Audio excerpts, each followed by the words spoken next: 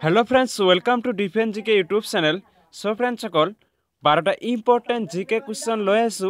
আপুনি এই 12টা question Indian Army SSC Assam police Assam rifle যিকোনো পরীক্ষার বাবে এই 12টা কোশ্চন বহুত ইম্পর্টেন্ট সো ফ্রেন্ডস সকল যদি কোনোবাই নতুন চাইছে মোৰ চেনেলটো এতিয়ালৈকে সাবস্ক্ৰাইব কৰা নাই প্লিজ সাবস্ক্ৰাইব কৰি ল'ব আৰু বেল আইকনটো প্ৰেছ কৰি দিব তেতিয়াহলে দেৰি নকৰি ভিডিওটো আৰম্ভ কৰিছো সো আজিৰ প্ৰথম প্ৰশ্নটো দিয়া আছে কোশ্চন নাম্বাৰ 1 কোনটো আন্দোলনত বন্দে মাতৰমক স্লোগান হিচাপে গ্ৰহণ কৰা হয় সিপাহী বিদ্ৰোহ বংগ বিভাজন অসহযোগ আন্দোলন ভাৰতীয়াক আন্দোলন গতিকে ইয়াৰ ৰাইট আনসাৰটো হ'ব অপচন নাম্বাৰ বি বংগ বিভাজনত বন্দে মাতৰমক স্লোগান হিচাপে ব্যৱহাৰ কৰা হয় সো ফ্ৰেন্ডস সকল তাৰ পিছত আছে সিপাহী বিদ্ৰোহ সো সিপাহী বিদ্ৰোহ কিমান চনত সংঘটিত হৈছিল 1857 ত হৈছিল আৰু তেওঁৰ প্ৰথম শহীদ আছিল মংগল পাণ্ডে তে বংগ বিভাজন হৈছিল 1905 চনত অসহযোগ আন্দোলন হৈছিল 1922 চনত তাৰ পিছত ভাৰতীয় আন্দোলন হৈছিল 1942 চনৰ 8 আগষ্ট তাৰিখে আৰম্ভ হৈছিল তাৰ পিছৰ কোশ্চনটো দিয়া আছে জালিয়ানৱালাবাগ হত্যাকাণ্ড কেতিয়া সংঘটিত হৈছিল 30 জানুৱাৰী 1918 13 এপ্ৰিল 1919 14 আগষ্ট 1920 3 জুলাই 1930 গতিকে ইয়াৰ ৰাইট আনসাৰটো হ'ব অপচন নাম্বাৰ বি 13 এপ্ৰিল 1919 চনত জালিয়ানৱালাবাগ হত্যাকাণ্ড সংঘটিত হৈছিল কোশ্চন নাম্বাৰ 3 দিয়া আছে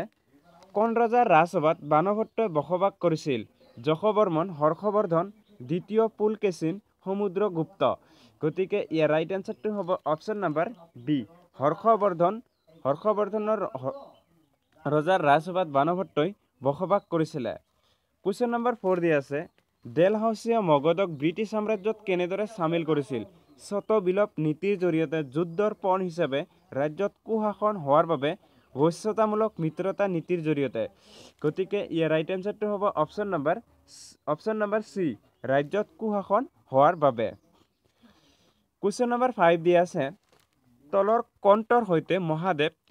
গোবিন্দ ৰানাডে জড়িত ভাৰত লীগ প্ৰাৰ্থনা সমাজ ব্ৰহ্ম সমাজ আৰ্য সমাজ গতিকে ইয়াৰ ৰাইট আনসাৰটো হ'ব অপচন নাম্বাৰ বি প্ৰাৰ্থনা সমাজৰ সৈতে জড়িত কোশ্চন নাম্বাৰ 6 দিয়া আছে কুতুবুদ্দিন আইবাক কোনটো বংশৰ গুৰুত্বপূৰ্ণ শাসক আছিল দাস বংশ খিলজি বংশ লোদী বংশ তকলক বংশ গতিকে কুতুবুদ্দিন আইবাক আছিল দাস বংশ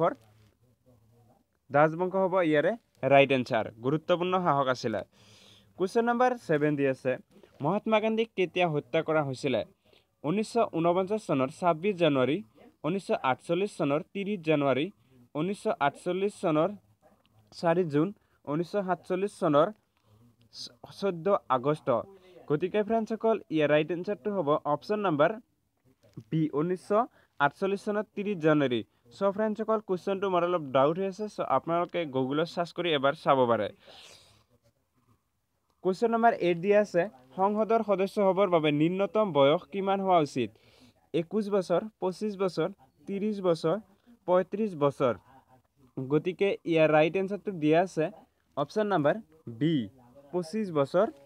হ'ব ইয়াৰে ৰাইট আনসাৰ কোশ্চন নাম্বাৰ 9 দিয়া আছে প্ৰাৰম্ভিক অৱস্থাত এখন ৰাজ্যত কিমান সময়ৰ বাবে ৰাষ্ট্ৰপতি শাসন বলবৎ কৰিব পাৰি 1 বছৰ 2 বছৰ 6 মাহ 3 বছৰ গতিকে ৰাইট আনসাৰটো হ'ব 6 মাহ 6 মান্থৰ বাবে ৰাষ্ট্ৰপতি শাসন বলবৎ কৰিব পাৰি